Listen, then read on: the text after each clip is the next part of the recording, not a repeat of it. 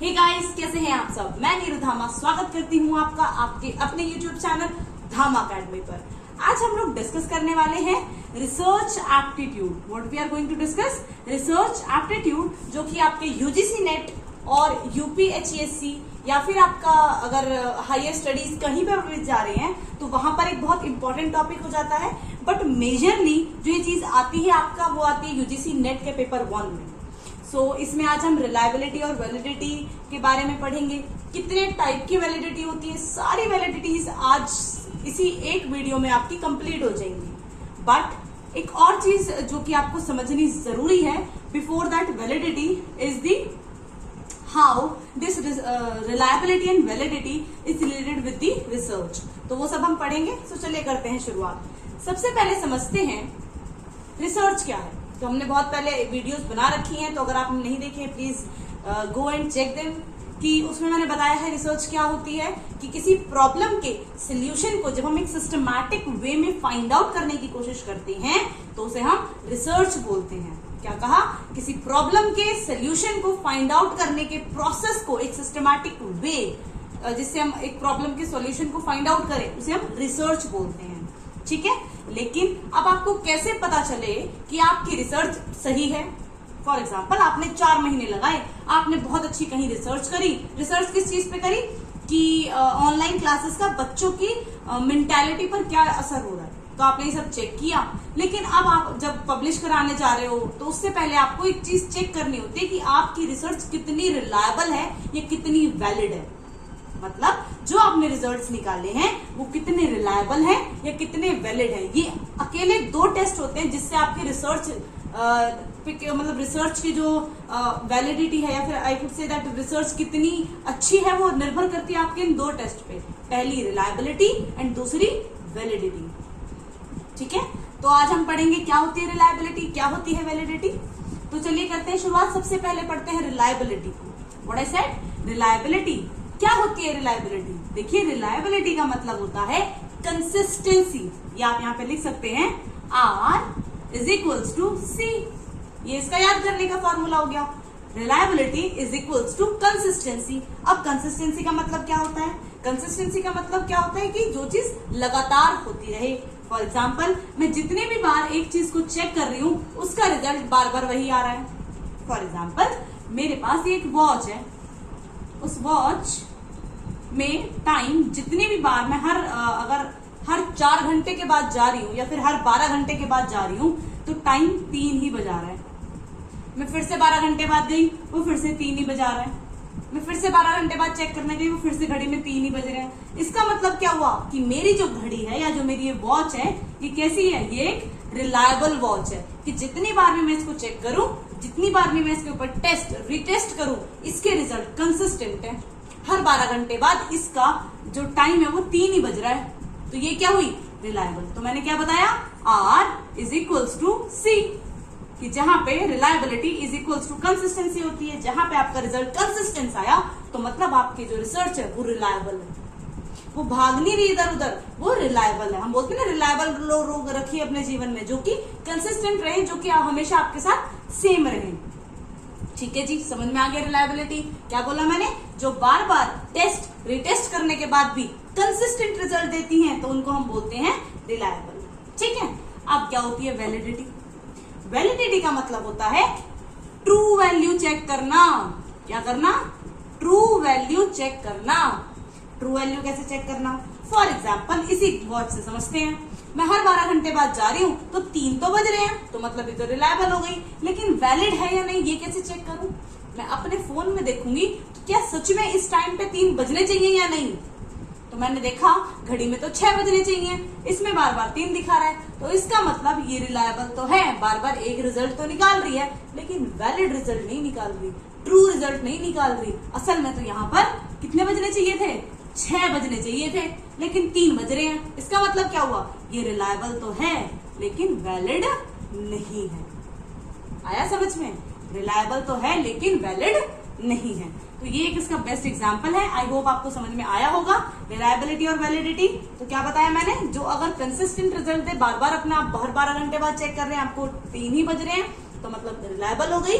लेकिन अगर true result दे रही है या नहीं दे रही है, आप इसको कैसे लिखेंगे कि आपकी जो आप चेक क्या करते हैं कि रिजल्ट कैसे होने चाहिए, ट्रू रिजल्ट होने चाहिए। अगर ट्रू रिजल्ट दे रही है तो वो आपकी वैलिडिटी हुई।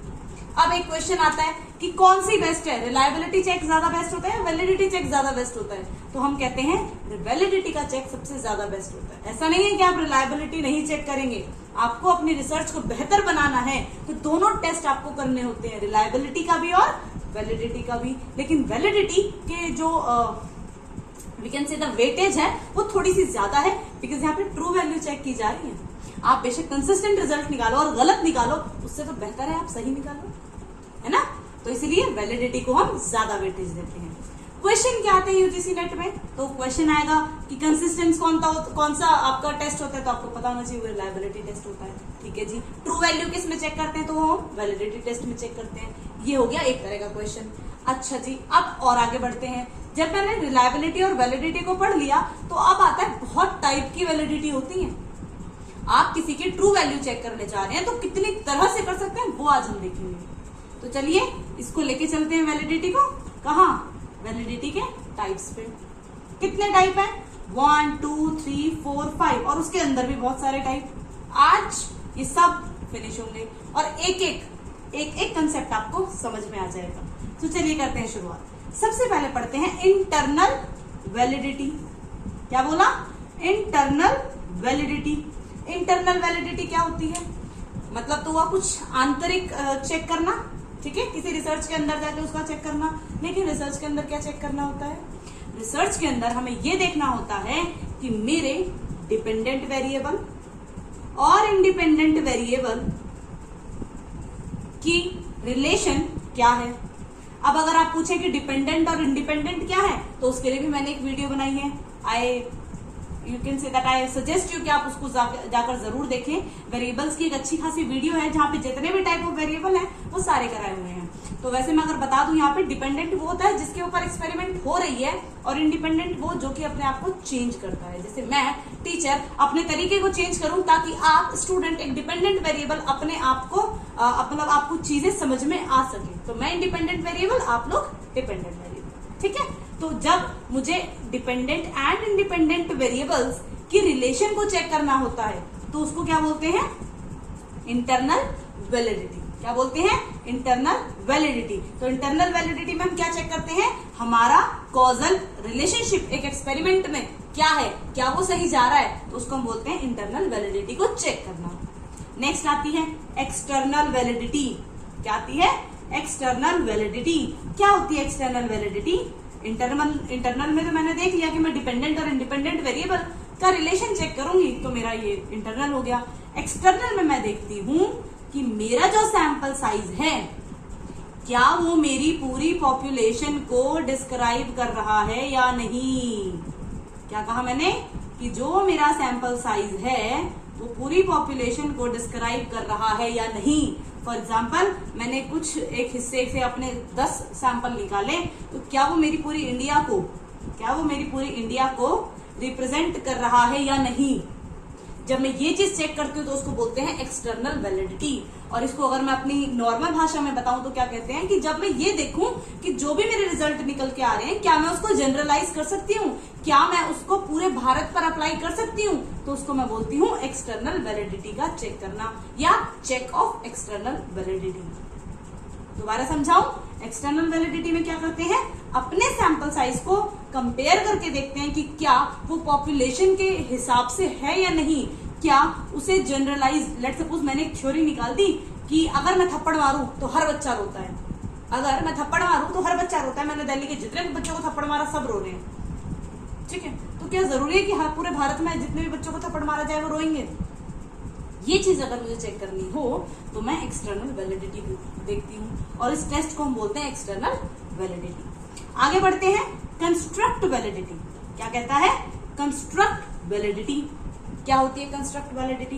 कंस्ट्रक्ट वैलिडिटी का मतलब होता है कि जैसा मैं मेजर करना चाह रही थी क्या वैसा मेजर हुआ है। अगर मैं ये चेक करूं how we want to measure is exactly coming, तो उसका मतलब हो गया कि मैं कंस्ट्रक्ट वैलिडिटी को चेक कर रही हूं। फॉर एग्जाम्पल इसका भी एक बेहतरीन एग्जाम्पल है कि मैंने बच्चों के एंजाइटी लेवल को चेक करने की कोशिश करी, ठीक है। तो जब मैं अपने रिजल्ट को देख रही हूँ तो मैं देख रही हूँ वहां एंजाइटी की तो बात ही नहीं हुई।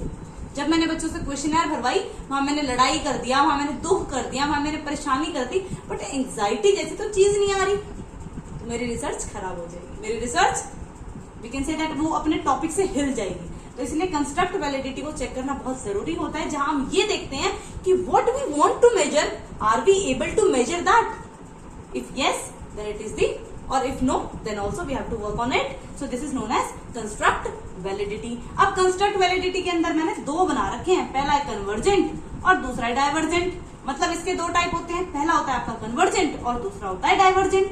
कन्वर्जेंट में क्या होता है? कन्वर्जेंट में आता है आपका कि जब देखो पहले तो ये समझो कन्वर्जेंट और डाइवर्जेंट क्या होता है। जब आप ऐसे आप देख रहे हो बाहर से चीजें आ रही है और कहाँ मिल रही हैं, एक पॉइंट पर आकर मिल रही हैं, तो इसको बोलते हैं कन्वर्जेंट। और डाइवर्जेंट में क्या होता है, यहां से ये जा रही है, ये बाहर की तरफ जा रही है, तो इसको बोलते हैं डाइवर्जेंट। जब मुझे ये चेक करना हो कि जो मैं चाह रही थी निकालना, जो मैं मेजर करना चाह रही थी, क्या वो मेजर हो रहा है या नहीं, तो वो कंस्ट्रक्ट वैलिडिटी। इसको चेक करने के दो तरीके, पहला है कन्वर्जेंट, दूसरा है डाइवर्जेंट। कन्वर्जेंट में क्या होता है, ये मोर फॉर्मल है। क्या बोला मैंने? मोर फॉर्मल है। और डाइवर्जेंट क्या है? ओपन एंडेड है और इनफॉर्मल है। अगर मैं इनफॉर्मल वे से चेक करूं तो डाइवर्जेंट, क्योंकि मैं ओपन एंडेड हूं, मैं कहीं से भी कुछ भी उठा के चेक करना चाह रही हूं। और कन्वर्जेंट में क्या होता है, चेन ऑफ कमांड फॉलो होती है पूरी और एकदम फॉर्मल तरीके से हो, तो उसको बोलते हैं कन्वर्जेंट। आई होप ये आपको समझ में आ रहा होगा। और आगे बढ़ते हैं ट्रांसलेशन वैलिडिटी की तरफ। क्या है ट्रांसलेशन वैलिडिटी? क्या होती है ट्रांसलेशन वैलिडिटी? ट्रांसलेशन वैलिडिटी का मतलब है कि जब आप अपनी चीज को we can say that convert करके देखते हैं, या फिर इसके अंदर अगर मैं टाइप से समझाऊं तो आपको ज्यादा समझ में आएगा कि इसके दो टाइप होते हैं, पहला होता है फेस वैलिडिटी और दूसरा होता है कंटेंट वैलिडिटी। मतलब जब मैं किसी रिसर्च को उसके चेहरे से समझ जाऊं कि क्या ये मेरी रिसर्च ठीक है या नहीं, या फिर जब मैं उसकी चेहरे को देखकर उसका टेस्ट करूं तो उसको मैं बोलती हूँ फेस वैलिडिटी, ठीक है। जैसे एक लड़की बहुत सुंदर सज के आई है और मैंने बोल दिया ये लड़की मिस इंडिया बनेगी, या फिर ये लड़की मिस इंडिया जीत के आई है, ठीक है। तो मैंने क्या करा, फेस देख के उसका टेस्ट कर दिया, या फिर फेस देख के मैंने उसके ऊपर रिजल्ट निकाल दिए, इसको बोलते हैं फेस टेस्ट। लेकिन यहाँ रिसर्च में कैसे समझाया जाए? लेट सपोज मेरी कोई रिसर्च है, मैंने उसमें कुछ करा था और वो मैं ऊपर से देख के, बस ऐसे ऊपर से मैंने देखा और मेरे को लग रही हाँ ठीक है, या फिर लग रही नहीं ठीक है। तो जब मैं ये चेक करूं कि ये बाहर से देखने पे, देख रहे हो बाहर से देखने पे क्या ये ठीक है या नहीं, तो वो होती है फेस वैलिडिटी। लेकिन याद रखिए फेस वैलिडिटी को इतनी वैल्यू नहीं दी जाती, बिकॉज जो मेजर है वो तो कंटेंट है ना। जो मेजर है, जो मेजर चीज है वो क्या है, वो तो उसका कंटेंट है, उसका अंदर का चीज है। आप बाहर से देख के कि लेट्स सपोज मैंने एक टॉपिक पढ़ा, टॉपिक में लिखा होता है anxiety level of the student, ठीक है। क्या लिखा था? Anxiety level of the student. लेकिन उसके अंदर एंजाइटी भी, आपकी ऑनलाइन क्लासेस के बारे में भी, आपके कोविड के बारे में भी, और पता नहीं कितनी सारी चीजें लिखी हुई थी। लेकिन क्योंकि मैंने सिर्फ उसका फेस देख के, सिर्फ उसका टॉपिक पढ़ के मैंने बोल दिया कि रिसर्च ऐसी है वैसी है, तो उसको हम बोलते हैं फेस वैलिडिटी चेक करना या फेस वैलिडिटी टेस्ट, ठीक है।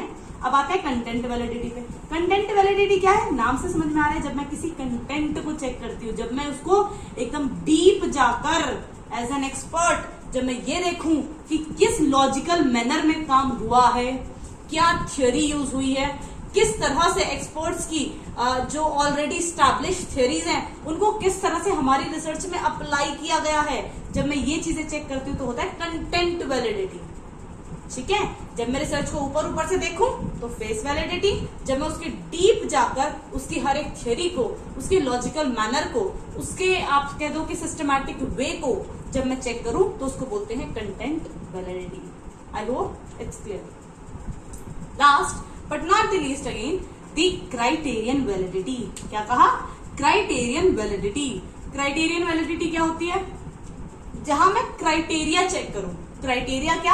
हमने टीचिंग एक्ट में पढ़ा हुआ है कि हम एक क्राइटेरिया सेट कर देते हैं कि हमें इस तरह से काम करना है, और अगर मैं उस तरह से काम करूं तो उसको हम बोलते हैं क्राइटेरिया वैलिडिटी। उसके अंदर आपकी दो चीजें आती हैं, पहला क्या है? कंकरेंट, और दूसरा क्या है? प्रेडिक्टिव। क्या कहा? Concurrent and predictive. अब कंकरेंट क्या होता है? कंकरेंट वैलिडिटी का मतलब होता है मैंने कुछ बेंचमार्क सेट कर रखा था कि मेरी रिसर्च में इतने % लोग तो आएंगे ही। लेट सपोज इंडिया में 130 करोड़ की आबादी है, तो एटलीस्ट 1 लाख तो मेरे जो सैंपल है वो 1 लाख होगा। For example I am telling you कि मेरा कितना होगा, 1 लाख होगा, और उनके हिसाब से इतना मेरा ये चीज आनी चाहिए। तो मैंने एक बेंचमार्क सेट कर दिया। अगर मैं कंकरेंट के आगे लिखूं, क्या लिख दूं मैं? बेंचमार्क। क्या मैंने सेट करा था? बेंचमार्क सेट करा था। अब मैं उसे चेक करूं, अपने रिजल्ट को अपने बेंचमार्क के साथ चेक करूं, और उनके बीच एक कोरिलेशन स्टैब्लिश हो रहा है, और जितना ज्यादा कोरिलेशन स्टैब्लिश होता है उतनी हाई क्राइटेरियन वैलिडिटी होती है। क्या कहा मैंने? जैसा मैंने करा, जैसा मेरा बेंचमार्क है, वो दोनों मैच कर रहे हैं, तो मतलब मेरी कंकरेंट वैलिडिटी अच्छी है, मतलब मेरी क्राइटेरिया वैलिडिटी बेस्ट हो रही है, मतलब चेक हो रही है कि हाँ जो मैंने सोचा था वही हो रहा है, तो मतलब ठीक है। अब प्रेडिक्टिव में क्या होता है? प्रेडिक्टिव का मतलब याद रखिए, इसको आप ऐसे कर सकते हैं, फ्यूचर। प्रेडिक्टिव का मतलब क्या लिख दो? फ्यूचर। फ्यूचर कैसे?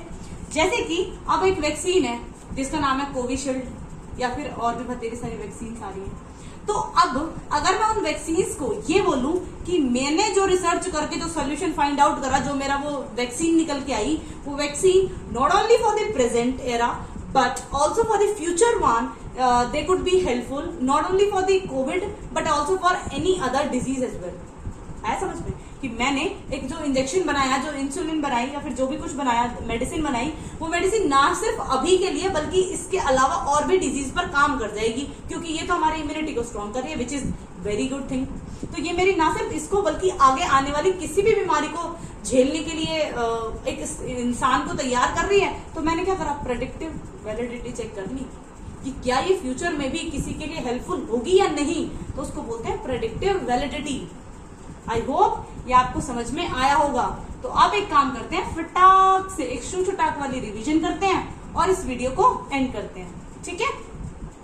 तो अब आप कहिएगा अगर, हाँ ठीक है, स्टार्ट कर देते हैं, छोड़िए, स्टार्ट करते हैं रिसर्च से। रिसर्च क्या बताई थी मैंने कि रिसर्च का मतलब होता है किसी प्रॉब्लम के सोल्यूशन को फाइंड आउट करने के लिए जब हम सिस्टमैटिक वे से आगे बढ़ते हैं तो उसको हम बोलते हैं, या फिर उसका सॉल्यूशन निकालते हैं तो बोलते हैं उसको रिसर्च करना।